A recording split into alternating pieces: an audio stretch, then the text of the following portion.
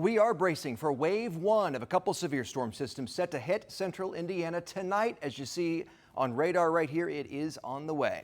And let's take a live look outside right now. Things are expected to look a lot different as the hours tick on. It's definitely been getting darker, and we're talking about waves of severe storms and possible tornadoes across the state. And that is why today is a weather impact alert day. Thanks for joining us at 4. I'm Dustin Grove. I'm Anne Marie in for Felicia tonight. We're also here with Sean, who's got the responsibility of timing all of this out, and it really is alarming. Well, yeah, and we got a ways to go here. So far from a timing, we're in wave one now. Everything's kind of played out so far as expected. Now we're looking west, and we've got a tornado watch that's been issued for parts of Illinois, large part of Illinois, and with the tagline of several strong tornadoes likely. Eventually what will happen is that watch is going to be expanded in the future to encompass a good portion of central Indiana. So here is that first wave. A lot of rain with it.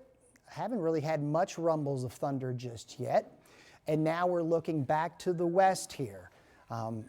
That's where the wind energy is beginning to ramp up, and enough so that we're getting multiple severe thunderstorm warnings. And I show you that radar over in Illinois because we can pretty much take that and move it out to the east in the coming hours. What we would focus on is some of these southern sides of these storm axes where we could get some enhanced spin.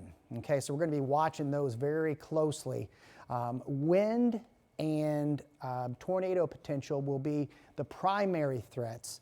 Flash flooding and hail possibly if we can get some stronger supercells. So this is that lead batch of rain which is keeping us quiet for the time being. It is moving out quickly. I mean, here we are, it's only 4 o'clock. We were telling you wave 2 would be more of a 7 p.m. to 2 a.m. window, and I think that timeline still plays out. We'll be watching radar very closely for the remainder of this until we can get all this out of here, because again, that wind energy is just so extreme moving over us. If you, depending on your location, your dew point's either 59 in Kokomo, you're north of the front, that's not a bad thing, or you've got tropical air, dew points near 70. That's one part of the puzzle piece for us. The other, as we talked about, the extreme wind field that's going to be moving over us. Maybe a little bit of tiny adjustment to this, but the bottom line here, the entire viewing area is either in a 3 or 4 risk. That means we are going to have a bunch of warnings coming up. Again, roughly 7 p.m., 6, 7 p.m. to about 2 in the morning is the time frame where we expect numerous severe thunderstorms and the potential for some tornadoes as well. All right, Sean, thank you. So Sean and Angela and Rob and the whole team are making sure that you are getting ready for this storm. Local and state emergency management agencies have spent the day making sure they are prepared for this and also that they're ready to respond. Rich Knight joins us now live from the State Emergency Operations Center. And Rich, I understand in your coverage today you also heard from the governor as well. Yeah, we just talked to the governor a few minutes ago here at the State Emergency Operations Center. He has actually been up in Lake County recently viewing the tornado damage there from just last week. And so now we're preparing for another round of storms. And we just don't know for sure what's coming, but they want to be ready. And this is where they monitor what's going on throughout the state in any emergency situation. And certainly weather is one of those and is the focus tonight. This room represents so many different agencies from all walks of life, if you will, from all areas that would help and step in to respond to an emergency, to respond to any kind of storm damage or tornado damage. And so they monitor it from here, and then they react and respond and deploy resources as needed. This room's going to be rather empty tonight as most of the crews work virtually and share information. But the main message is for all of us throughout the state in the line and the path of these storms to be prepared. If things play out the way that they could, based on that data, we are looking at a very significant severe weather outbreak for a large portion of the state, potentially the entire state. We've been dealing with this the last couple of weeks with these different rounds. To the governor's point, northern Indiana was hit pretty hard last week. We've had flooding, but today the data is very clear that these ingredients are there for a significant outbreak. And so our message right now is find that safe room. Be prepared.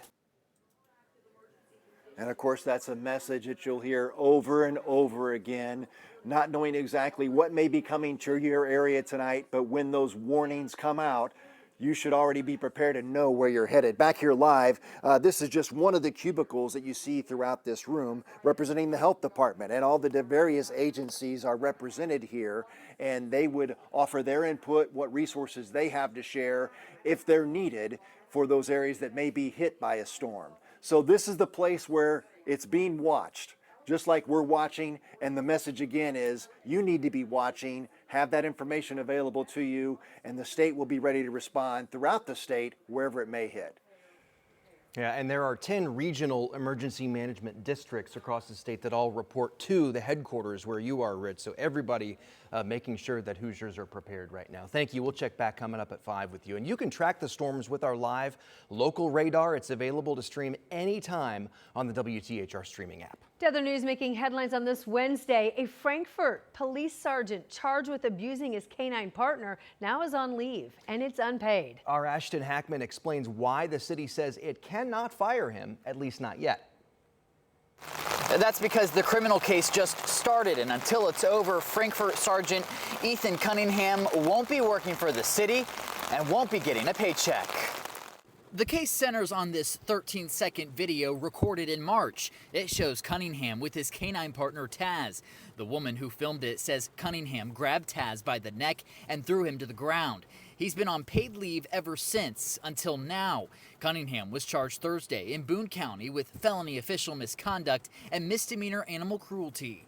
Without talking specifically about our case, I submit those charges and ask that the board would put him on administrative leave without pay. The Board of Public Safety agreed. Frankfort Police Chief Scott Shoemaker said his officer will be held accountable. I know the public is demanding some answers and some dispositions on our side, but I was from the front of this.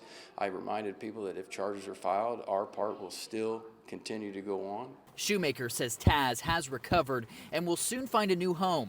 In the meantime, Cunningham waived his initial hearing. He is set to be in court in August. In Frankfort, Ashton Hackman, 13 News. And now to Indy's near north side and some big changes for neighbors there. 3 Meridian Kessler businesses are set to close at the end of the week. They're all in the same building, the Bulldog, the English Lounge, and Pizza King. This is a building that's got a long history and is beloved by fans of Butler. Jenna Webster talked to a few today who said they had to come one last time after they saw the announcement that came out this morning. The owners didn't say much about why they're closing, just in a social media post saying it's time for somebody else to enjoy some new memories here. Oh, way back, years ago, when I was a student at Butler, we'd come. The Bulldog has been a staple on the corner of 54th and College Avenue. The original opened back in 1974. It later became Mo and Johnny's, but everyone still knew it as the Bulldog. It reopened after the pandemic with a self-serve beer wall and more than 50 TVs to watch the games. The owners also added the Pizza King and English Lounge. It was fantastic, actually, because when Butler played, you have your whole fans with you. So, it was great. I think that was kind of important to the people that came here. In a Facebook post, the owners thanked all the guests who visited over the years and say they hope to one day sit on the other side of the bar with them. The last day the Bulldog, Pizza King, and English Lounge is going to be open is on Friday. However, the English Lounge is going to be closed that night for a private party. So if you want to go there one last time, you might have to do it a little bit earlier in the week. In Indianapolis, Jenna Webster, 13 News. Well, we are running out of time, Jenna. Thanks so much. I remember this is where Dave Calabro hosted his going away party. And it was just so nostalgic because Dave went to Butler University. He was a He Bulldog. had fond memories of the Bulldog, and everyone went there. And I thought, gosh, this is just such a fun place. Yeah. It was so fitting. And I know so many people have that connection to that place. It's been an institution, particularly Right. for Butler fans and alumni, and it's Right. been fun to watch our Facebook post after we posted it this morning. The hundreds of comments from people reminiscing about their own moments there going back all the way to the 70s. Yeah, and I love the back room. They had that great newer area that was, expanded, and so now it's the end of an era End of for an era, sure. truly, Yeah, yeah. tonight or tomorrow, your days to go with that private party set there for Friday if you want one last memory. Time's running out. Looking ahead, the Indiana High School State Baseball Finals, they're coming up this weekend, and Garin Catholic is making their first ever appearance. The Golden Eagles earned their spot with a historic semi-state title. Last week, they did that under second-year head coach Dave Schrag, and before arriving at Garin, Coach spent 38 years coaching in the college ranks, including stops at Notre Dame and Butler. Quite a resume. Now he has the Golden Eagles one win away from a state championship. He called it a reward for a group that has put in the work since January. Take a listen here. That's something that these guys, they really love each other and they do a lot together and they're playing for each other. And so that's been special to see this year. And I think any coach you talk to that gets this far, they don't have team issues. They have a great team chemistry, and we were able this year to have that. And it's a credit to the guys to buy in and to just do a lot of things together and play for the name on the front of the jersey. Yeah, sounds like a great culture paying off. Garin Catholic is going to face Andrean.